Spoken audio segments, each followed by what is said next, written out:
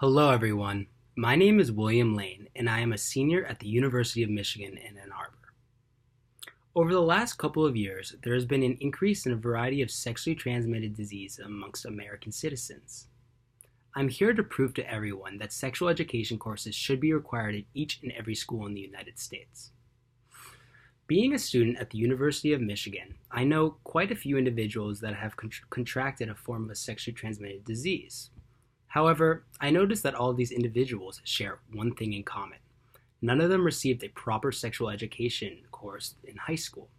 As a result, they did not know how to engage in safe sex, and subsequently resulted in a lot of them contracting a variety of sexually transmitted diseases. I'm going to describe to all of you in depth the recent sexually transmitted disease statistics of American youths, how these statistics are caused by a lack of sexual education programs, and ways that American society can take action to fix this issue. As stated earlier, there is a rising rate of sexually transmitted diseases amongst American youth. According to an article published by the Center for Disease Control and Prevention, they say that chlamydia, gonorrhea, and syphilis have all increased for the first time in 2014 since the year 2006. This shows that the sexual education programs in the past have not been effective to this point. As you can see in the figure provided by the CDC to my right, in 2016, there were approximately 1,600,000 reported cases of chlamydia, 465,000 cases of gonorrhea, and 28,000 cases of syphilis. This pattern has continued on an upward trend. In a CNN article written by Sandy Lamode, she discusses how there were more than 2 million reported cases of gonorrhea, syphilis, and chlamydia in 2016. However, she notes that only these three sexually transmitted diseases, as well as HIV/AIDS, are required by law to be reported by physicians. She posits that when you include herpes, as well as dozens and dozens of other sexually transmitted diseases, this number skyrockets to 20 million cases of sexually transmitted diseases. Furthermore, she notes that more than half of these cases are amongst individuals between the ages of 15 and 24. That is insane. That means more than half of our youth more than half of the people being exposed to these sexually transmitted diseases are youth. Furthermore, as most of you know, sexually transmitted diseases have harmful consequences on an individual's health. Specifically, chlamydia and gonorrhea are associated with infertility and sterility among both men and women. Furthermore, these sexually transmitted diseases possess a host of consequences for unborn babies, including premature birth, infant pneumonia, meningitis, and septic arthritis. Furthermore, HIV and AIDS is known to be the worst of all sexually transmitted diseases, where in most cases it leads to an individual's death. As you can see in the figure provided to my right, approximately 1,155,000 Americans have HIV. 180,000 Americans aged 13 and older did not know they had HIV. And 636,000 American citizens died as a result of AIDS. The fact that there is such a large amount of Americans being diagnosed with HIV and AIDS is very alarming, with a considerable amount of individuals dying as a result. Now, you may ask, what is leading to this increase in sexually transmitted diseases amongst American youths? The answer is that all states are not required to implement sexual education programs, and in the states where it is required, they often do not meet the recommendations of the Center for Disease Control and Prevention. According to the data collected by the Guttmacher Institute, only 24 states in the District of Columbia require public schools to teach sexual education. The specific statistics are presented on the slide to my right.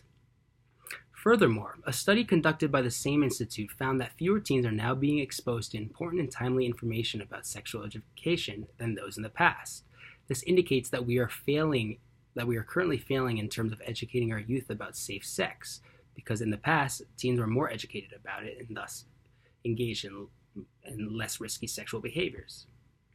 Additionally, according to an article written by Maddie Quinn for Governing.com, less than half of U.S. high school students and only 1/5 of middle school students are not that less than half of U.S. high school students and only 1/5 of middle school students are meeting the recommendations put forth by the Center for Disease Control and Prevention in terms of sexual education. As you can see in the chart to my right, there's relatively few amounts of states that teach all 16 recommended education topics.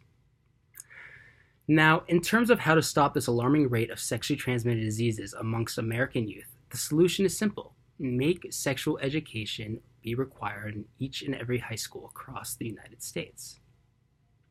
While some parents could object to having their children be subjected to sexual education courses in fear of them being exposed to sexual activity at too early of an age, it is better to educate children early on than not at all, in order to inform them of the negative consequences that are associated with their sexual activities. While we can wait for each state to individually pass a law requiring sexual education courses in high schools, it will be much more beneficial and quicker if a federal law was passed that mandates the implementation of sexual education courses in high schools.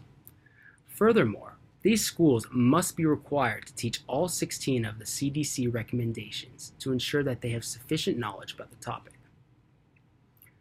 Once this is done, the rates of STTs amongst American youth will certainly decrease and will paint a much better picture of our future generations' health relating to sexually transmitted diseases. I have explained to all of you in depth the issue of rising sexually transmitted disease rates among American youth, as well as providing sufficient information that supports the argument that sexual education courses should be required in every high school in the United States. I implore each and every one of you to understand this argument and how it is essential for these sexual education programs to be required by law to be implemented in U.S. high schools. While a few people are against required sexual education in fear of their children being exposed to sexual content at too early of an age, the requirement for sexual education in high schools is absolutely necessary in order to protect the health of our future generations. If our future generations are not healthy, what hope is there for improving other aspects of society? None. I hope that all of you have come to the understanding that this is not just a take on a controversial topic, but instead is a fact that illustrates just how essential it is for American youth to be educated about sexual education in order to protect their health. I hope all of you leave today with understanding that this is not just a perspective that I have, but this is a legitimate argument that needs to be solved in order to protect the health of our future generations. Once this is done, our society will be in much better shape, and our younger generation will be much more educated about the dangers associated with participating in sex. Thank you for your time, and I hope you have a wonderful day.